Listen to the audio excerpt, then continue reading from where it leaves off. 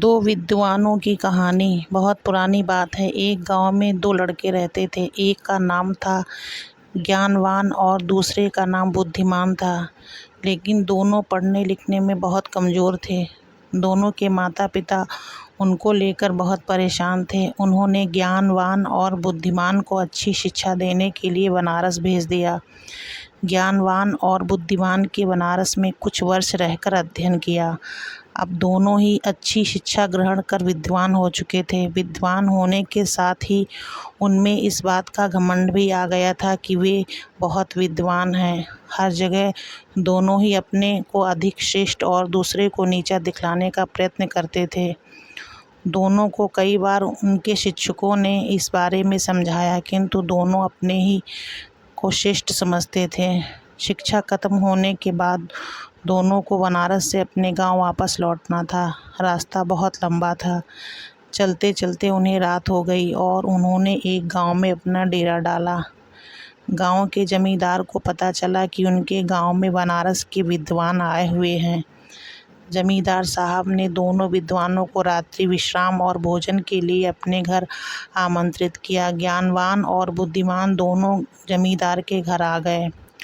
जमींदार ने दोनों के रुकने की अलग अलग व्यवस्था की और स्वादिष्ट पकवान बनवाए। जमींदार पहले ज्ञानवान के पास गया और हालचाल जानना चाहा। जमींदार पहले तो ज्ञानवान से बहुत प्रभावित हुआ, किंतु अपने घमंड और बुद्धिमान को नीचा दिखाने के लिए ज्ञानवान जमींदार से बोला, बुद्धिमान तो नाम का बुद्धिमान है। इतने दिन बनारस में रहकर वह कुछ भी नहीं सीखा और अभी भी गधा ही है। ज्ञानवान से मिलने के बाद वह बुद्धिमान से मिलने गया।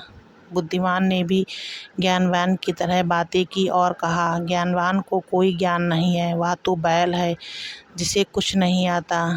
जमींदार दोनों को बहुत निराश हुआ और कुछ देर पश्चात उसने दोनों को भोजन के लिए बुलाया।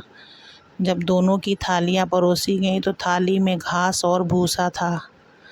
थालियां देखकर दोनों जमींदार पर बहुत क्रोधित हुए और बोले, आपने यहाँ हमें बेइज्जती करने के लिए बुलाया है?